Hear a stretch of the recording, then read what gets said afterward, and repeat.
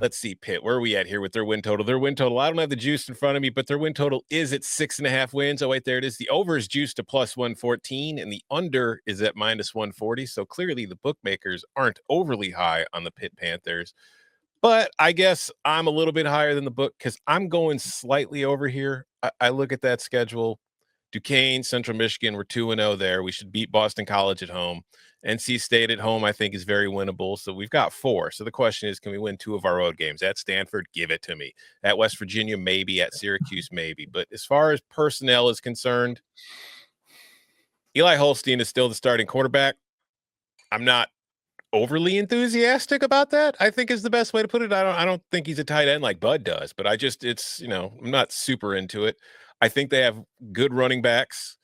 I thought the offensive line got better as the season went on last year, so I think that is a good sign if that transition keeps going. I don't know what to expect at wide receiver. We'll see what they do on the defensive line. I give them some benefit of the doubt with some of the guys they've been producing there over the last few years. So I think this is more for me a bet on Pat Narduzzi and his development than anything. So I'm going to go slightly over. I think this is a 7-5 football team.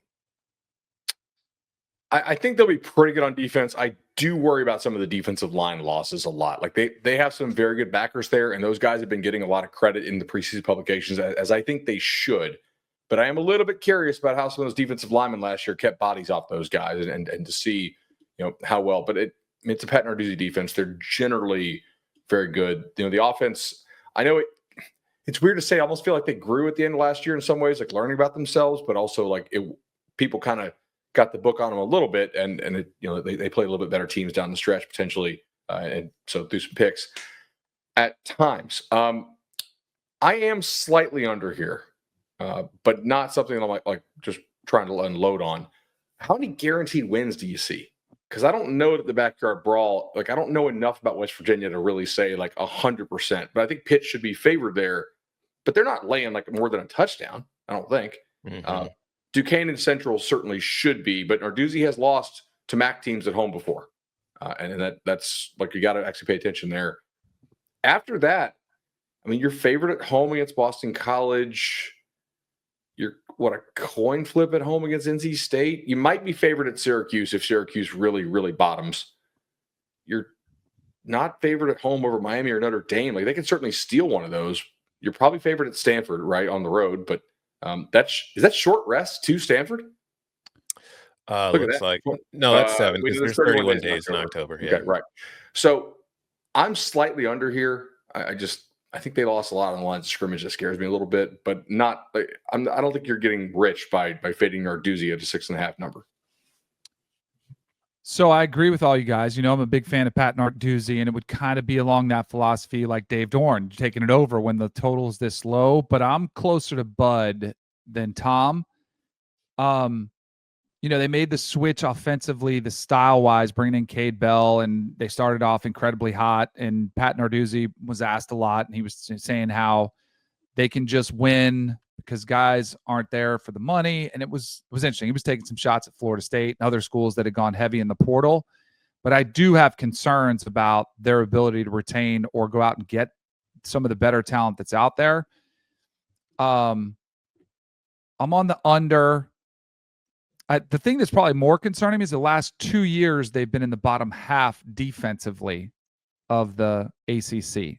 And that's traditionally so that I just wonder how the offense is impacting what Pat Narduzzi really wants to be as a head coach. Kind of similar, we're talking about Dave Dorn. Can he get enough, in shootouts? I don't know if that's where Pat Narduzzi wants to live either. I like Desmond Reed a lot. Not quite as sold on Eli Holstein. It was a little bit up and down before he got banged up. So I'm on the under, but not by a ton. Is it bad bet to do an exacta 6 wins?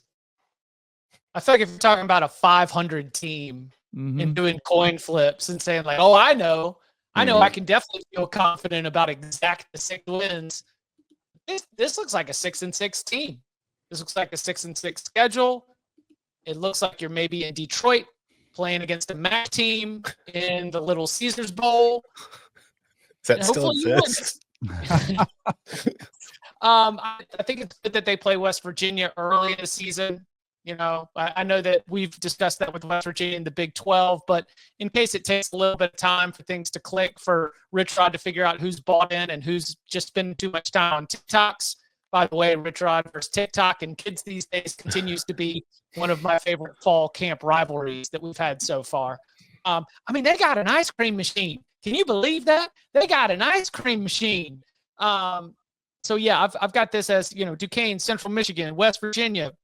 You get Boston College, NC State at home. You go and you pick up another one along the way. At Stanford's probably where you get that one. Maybe it's at Syracuse, but I've got Pitt at 6-6.